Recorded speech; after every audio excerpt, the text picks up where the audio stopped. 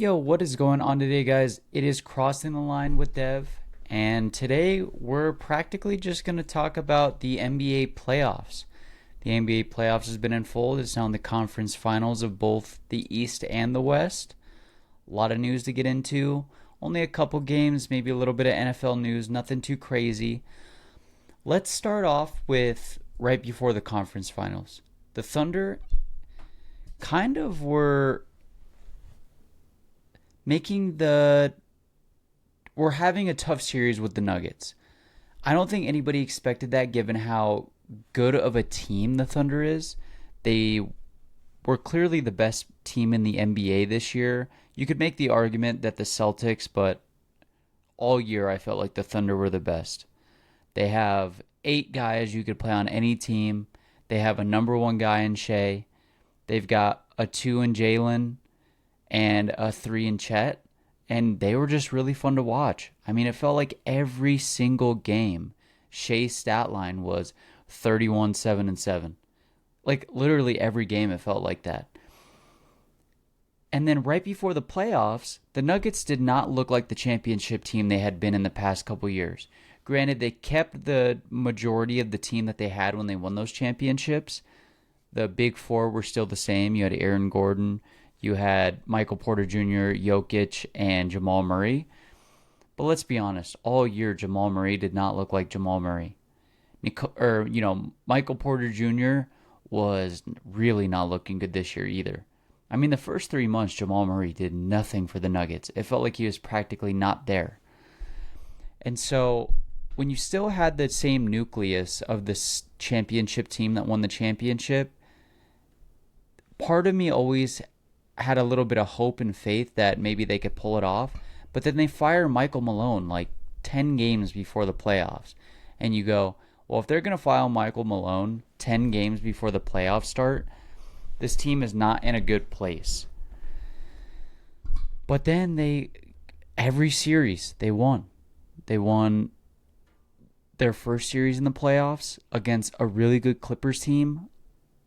I mean, a really good Clippers team. I thought that Clippers team looked the best it's looked in, I don't even know how long, maybe ever, maybe since the bubble. And they upset that Clippers team.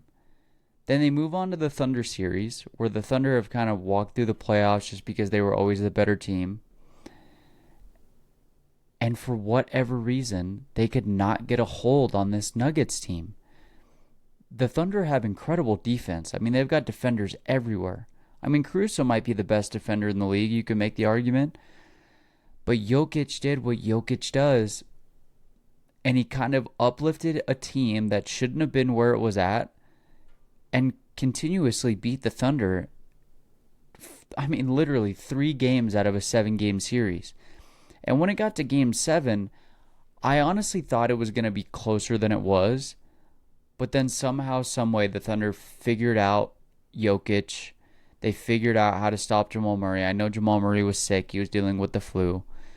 But they figured out how to stop Jokic and the Nuggets in that third series. I mean, Michael Porter Jr. and Jokic have been the only ones who have been consistent all year. But it's practically been Jokic. If Jokic wasn't on the Nuggets this year, they wouldn't be a playoff team. They wouldn't be a playoff team. Jokic is just the best player in the world. And so he carried a non-playoff team almost to the conference finals again. But that was my hope this year in respect to them losing their coach for the rest of the season, having to move to an interim coach, is that they still have the same 4 big guys. And if they figured it out before, they could figure out again. But not in this last game. They just could get nothing going. I mean, they went 7 with the Clippers, then they go 7 with the Thunder. And when you're playing games on not back-to-back nights, but every other night, I'm sure that eats at you and you eventually just kind of run out of gas. You can only do so much. Jokic can only do literally everything on the court for so many games until he runs out of gas because he's getting no help. Michael Porter Jr. was practically not out there for the entire series. I mean, when he was out there, it was a 4v5. So Jokic is having to pull the weight of at least another guy, but he's rebounding, doing all the point guard work, and he's scoring every point. He just ran out of gas. He just didn't have the help that he needed. And if Jamal Murray would have showed up in that last game, maybe if he wasn't sick or if Aaron Gordon would have had a big game, maybe they could have made it a little bit closer. But after the first quarter, this game was a blowout. I mean, Shea had 35, 3, and 4, but they practically played like 10 guys in this game. Literally, 10 guys had like legit minutes on an NBA caliber team. Jalen had 24, Shea had 35, Alex Caruso off the bench with 26 minutes had 11. He played incredible defense. I mean, he was literally locking down every Nugget. If Jokic had the ball, he's guarding Jokic. If Gordon had the ball, he's guarding Gordon. Jamal, Michael Porter Jr., Russell Westbrook, even when he was coming off the bench, he was guarding him. So unfortunately, the Nuggets season fell short, but I think it went further than any of us expected it to, especially after that Michael Malone firing. So now we move on to the conference championships, where we have the Pacers and the Knicks in the East, and we have the Thunder and the Timberwolves in the West. Man, I'm happy to see the Timberwolves there. So we move on to game 1 of the West Finals, the West Conference Finals. We have the Thunder and the Minnesota Timberwolves. Remember, we had Ant looking like a top 5 player in the NBA. Julius Randle has been an incredible Batman this season. You got kind of players everywhere on the Thunder. Not the Thunder, but the Timberwolves. Their roster and who they put out there for their starting 5 kind of changes all the time. It's usually Rudy. It's definitely Ant and Julius, but it's usually Rudy, maybe DiVincenzo and Jaden McDaniels or Nickeil Alexander Walker. But this game was all about Julius Randle and the Timberwolves for the Timberwolves. He had 28 points, played 36 minutes, had 8 rebounds, only 1 assist, but that's because you had Mike Conley, Ant doing the point guard work. Jaden McDaniels had a couple assists. Ant only had 18 points in this game. And at first it was really close. I mean, the Timberwolves were up 6 at some point in the third quarter. And then all of a sudden the Thunder kind of just figured it out. And they dominated from 3 minutes into the third quarter on to the fourth. I mean, I think at some point Shea only had like 12 points or 13 points going into the second half, which is not, he usually has a little bit more points than that. But this game, they just look great on defense. I mean, when you have Cason Wallace, Caruso, Aaron Wiggins plays really good defense. But yeah, Jalen Williams had 19 points, 8 rebounds, 5 assists. Shea had 31, 5, and 9. Chet had 15, 7, and 3, which is usually a stat line if we're being honest. Hartenstein had 12 points. They just looked really good. They looked a lot better in this game than they did in a lot of the Nuggets games. And I don't know if the Timberwolves were a little bit easier to figure out offensively. I'm not entirely sure. I don't know if Ant just had an off game or if they were focusing so much on Ant he just couldn't get it done. But that was game 1 of the Western Conference Finals. They play tomorrow. I'm recording this on Wednesday night after the Pacers and Knicks game. But they will play tomorrow in game 2. And I expect the Timberwolves to perform a little bit better than this. I think the Thunder will win this series, but I don't think it's going to be a 4-0 blowout. I think the Timberwolves can easily get 2 of the games, whether it be because Shea has a bad game or, Jalen has one of his off games or Ant just explodes and has an incredible game. I do expect the Timberwolves to make this closer than a 4-game series, but I don't think they're the better team between them and the Thunder. I had this feeling since the Nuggets series when they were heading into Game 7. I said if the Thunder lose this game to the Nuggets in Game 7, they'll never get over the hump and they'll never win a chip. But if they beat the Nuggets in Game 7, nobody's stopping them from getting a ring this year. And I still share that same sentiment.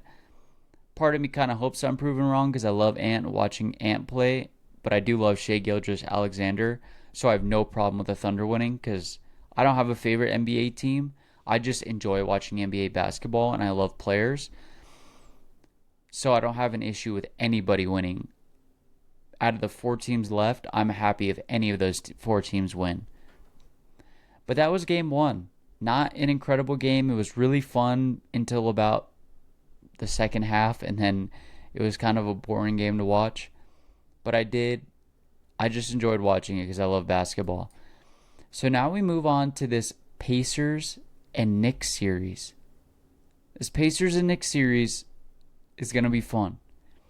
And boy, let me tell you, this was an incredible game. I mean, I don't know how what happened, and how the Pacers continuously do it. But the New York Knicks go up 2 in the first quarter. The New York Knicks go up 5 in the second quarter. So now they're up 7 going into half. In the third quarter, the Pacers only outscore them by 4. So it's a 3-point game going into the fourth quarter. But then all of a sudden, into the fourth quarter, they're like up 11 points with like 3 minutes left. I don't know what the hell happened. I don't know how the Pacers ended up coming back. But they just hit shot after shot after shot. And the Knicks cannot stop them. I mean, Brunson had 5 fouls going into towards the end of the fourth quarter. But somehow, some way, the Pacers outscore the Knicks in the fourth quarter. This was a 73-point quarter, by the way. The Pacers scored 38. The Knicks scored 35. Tie game, they go into OT. The Pacers outscore them by 3 points. 3 points. I don't know. I'm still kind of blown away by this Pacers-Knicks game. I don't know what happened because I swear I turned it off the game when it was like 11 points with 3 minutes left. I don't know. I kind of need to look at exactly what happened in this stat line and highlights. But yet again, Tyrese Halliburton shows he's an incredibly clutch player. Going into halftime, the Pacers tie it on a Halliburton buzzer beater. Sorry, going into halftime, they're down. Going into the fourth quarter, they're down. The Pacers somehow bring it back, and Halliburton again hits a jumper at the buzzer beater to tie it.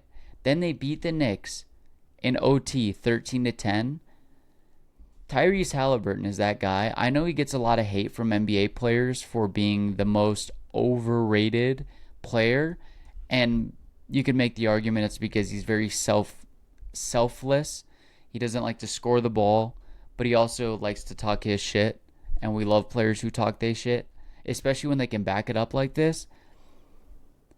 But Andrew Nembhard was that guy in the overtime who made the go-ahead basket to put them up 3 with 20 seconds left remaining in OT.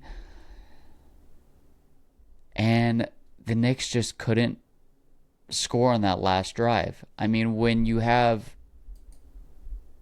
Jalen Brunson with 5 fouls in the fourth quarter, there's only so much defensively he can do to avoid giving fouls and being taken out of the game by fouling out. But Brunson looked incredible in this game. That's why I thought they were going to win in the fourth quarter. He had 43 points tonight on 38 minutes. So eventually he had to be taken out minutes-wise to avoid fouls. Karl-Anthony Towns looked great. I bet the under on Karl-Anthony Towns' points. Unfortunately, I didn't think he was going to have a big game. But he had 35 points, and I'm happy for him. I love Cat.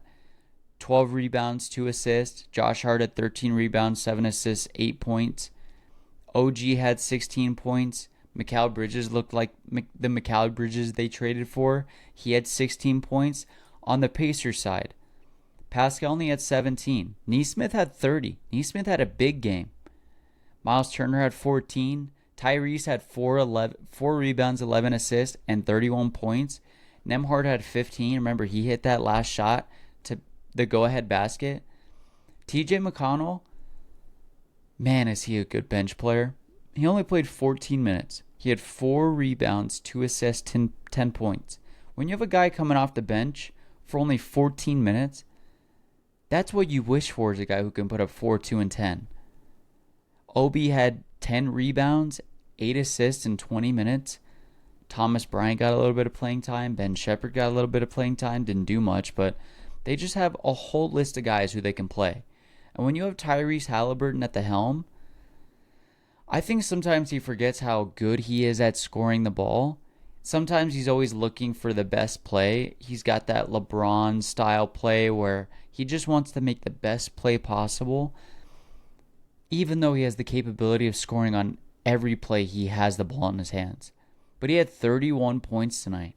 I mean, he was hitting threes from way deep beyond the arc. I mean, his shot is literally the epitome of a rainbow shot. It just feels like it travels up, up, up forever and then down into the basket. Because he's got such a weird, it's not like a normal form shooting shot. He kind of shoots off to the side and brings it up over his head. But I love Tyrese Halliburton, and I've loved him ever since he got traded to the Pacers. He just makes this Pacers team exciting to watch. The only player I'm not like a huge fan of on the Pacers is Pascal Siakam, and it's because his game feels so one-dimensional. But then again, he just scores in every game.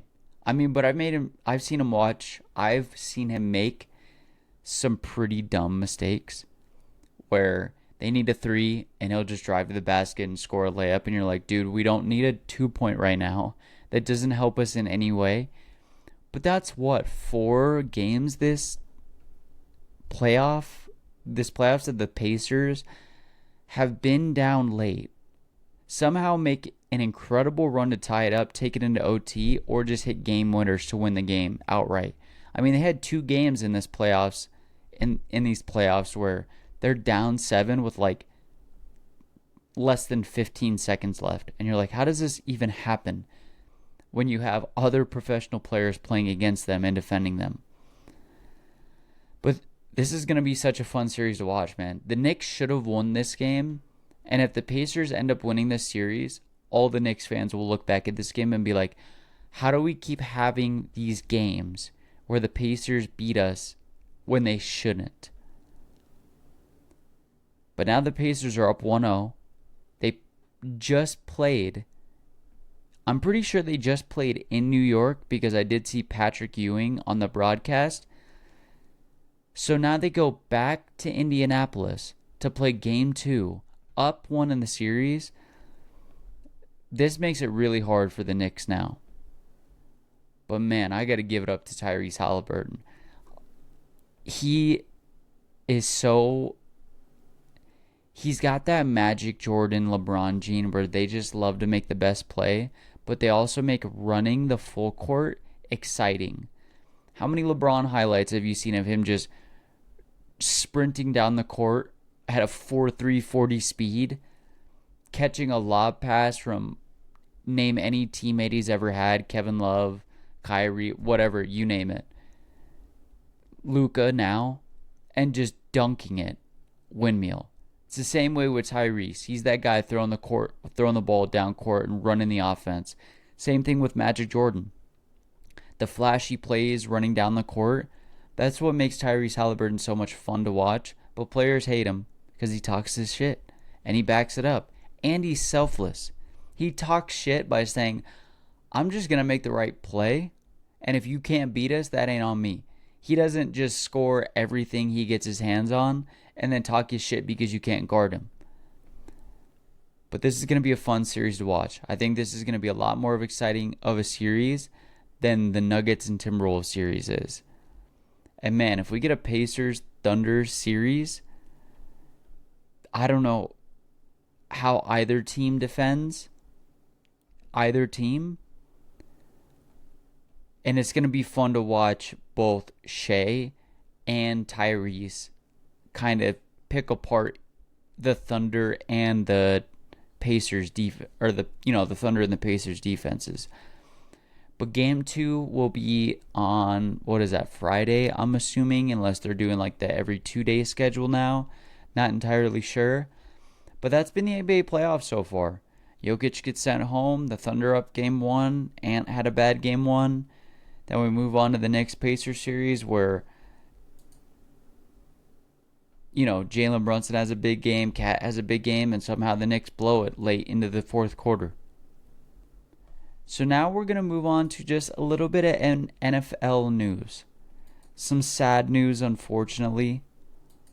Some really sad news, unfortunately. The Colts owner, and CEO Jim Irsay dies at 65. I give my condolences. Nobody wants to see that. We've seen him on the Pat McAfee show a couple of times.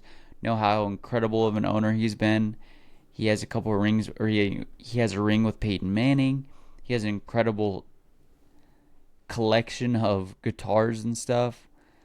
So I'm curious to see who's going to take over the Colts organization. I'm assuming just somebody a part of his family.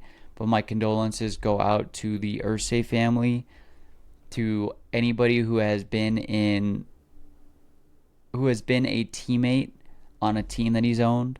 I know my condolences go out to Pat McAfee. Sad because, they're really close. But yeah, it sucks to see any owner die, but at least Jim Irsay was a good owner. He paid his players. He tried his best. He wasn't a piece of shit owner. So sucks to see what happened, and curious to see what happens with the Colts organization now. Yeah, my condolences to the Irsay family. Next is Brock Purdy signs his contract. They finally signed Brock Purdy to a... Let me make sure I get this right.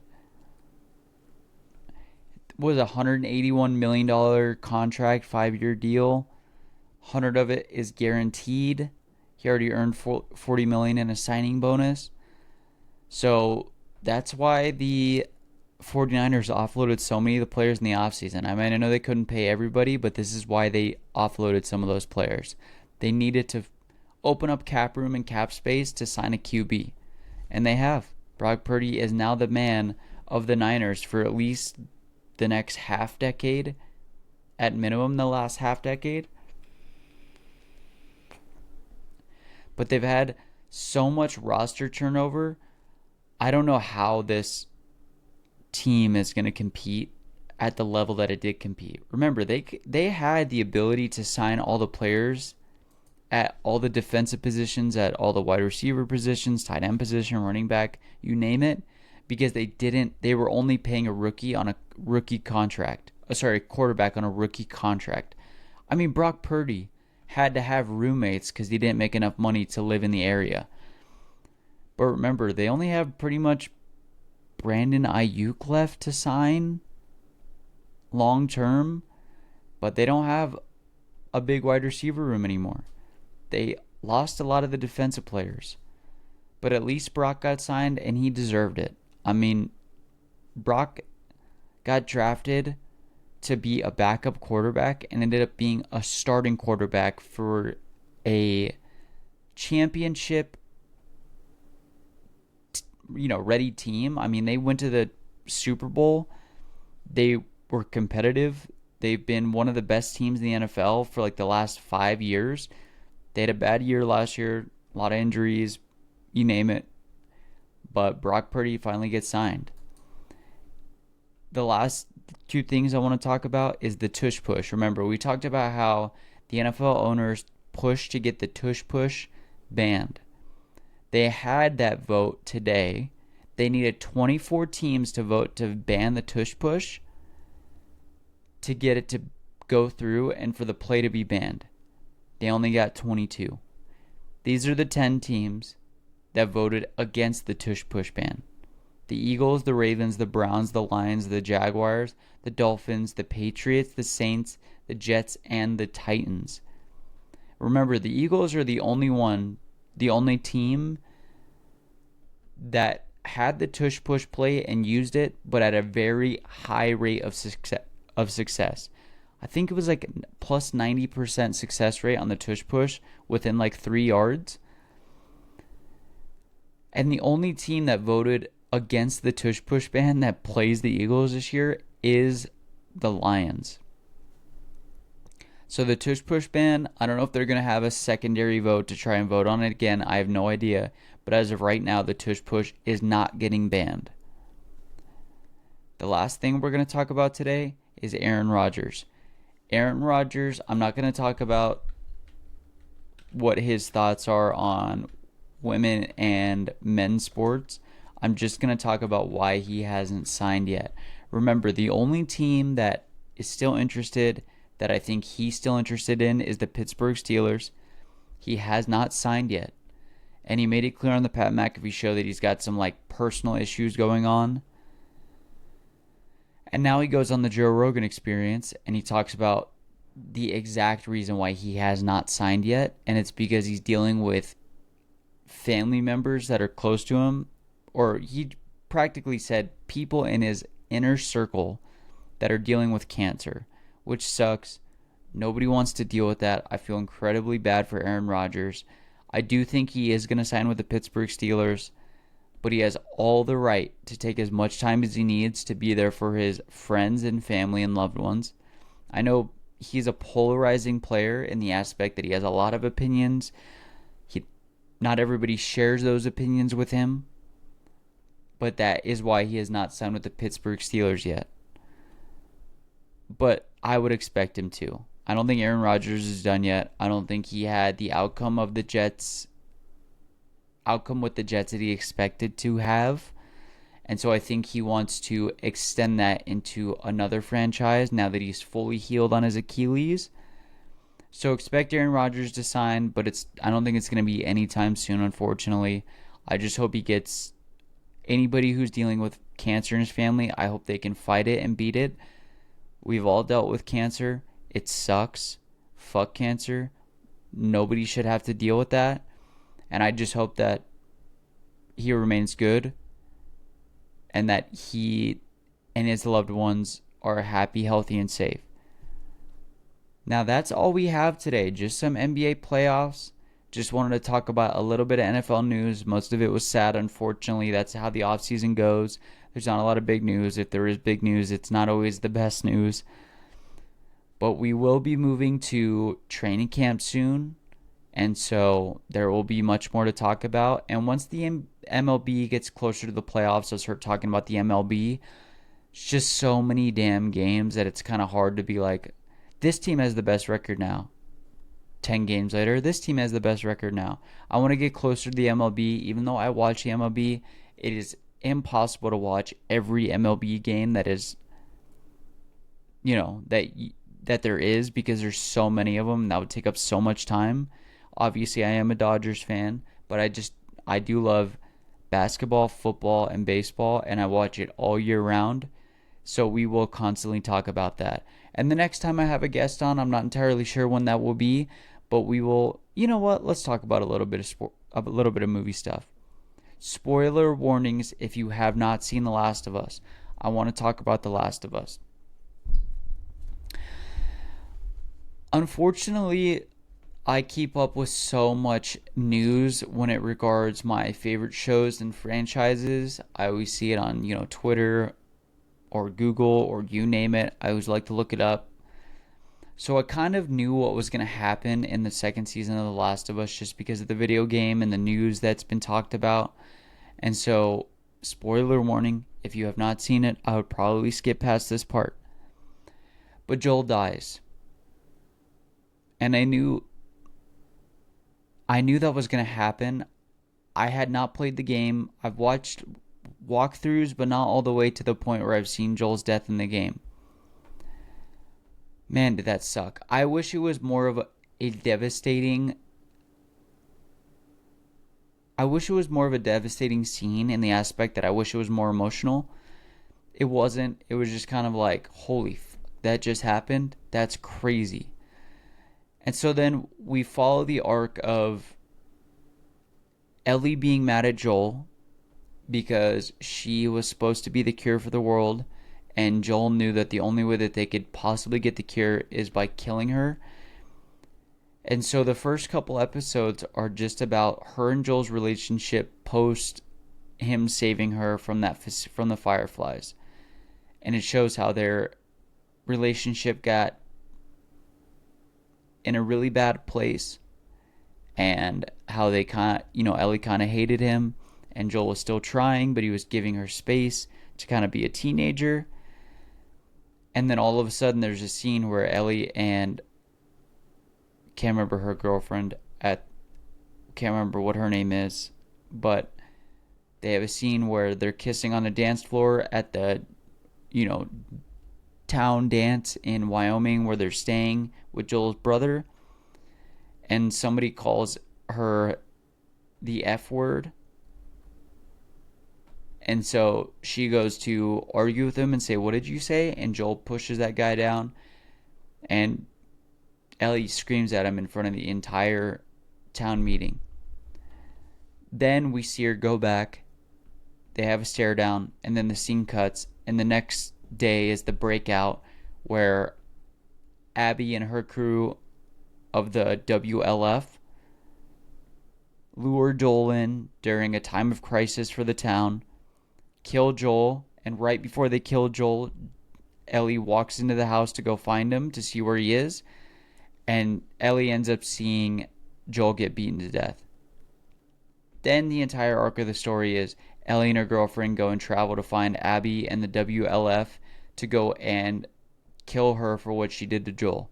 We're only about 6 episodes in, but what I do like is I didn't expect this show to be as good without Pedro Pascal, but this show is filmed so incredible. The CGI is so good. Whoever directed this show did a really good job. And I know it was probably pretty easy because they had an already incredible storyline to follow. But sometimes it's hard to turn a video game into a movie and make it as good as the video game can be. But the CGI of the zombies is incredible.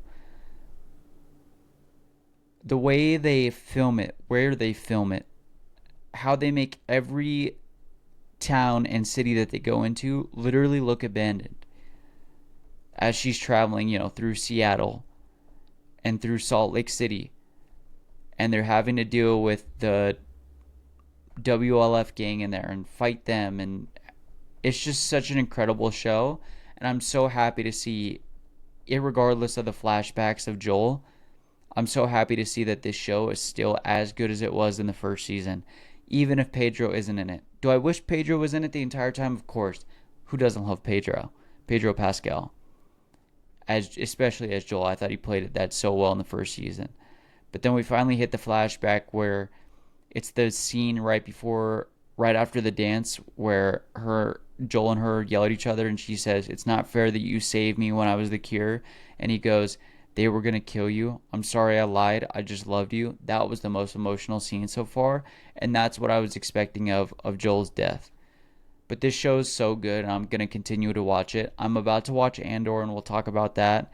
And then we have some Marvel shows coming up. We have some Marvel movies coming up. We have the DC movies coming up. So we have a lot to talk about this summer. Not just sports related, even though it's always going to be about sports. But sometimes I love to talk about movies. Sorry if that was kind of long-winded way of saying I love this show, and I'm going to talk about it. And I'm going to continue to watch it. And I'm blown away by how incredible this show still is. And how much money they're willing to pour into this show. But it's one of the few shows where they poured all the money in. And the outcome was worth all the money they spent. Alright guys, that's it for Crossing the Line today. Just some NBA news, some NFL news, and some movie and show talk. I appreciate everybody who watches. Thank you so much. We will be back next week. If you appreciate all the content, like, follow, subscribe. Follow all my socials to see the other content that I put out. Yeah, I really appreciate anybody who watches. Thank you guys so much. I'll see you next week. Peace.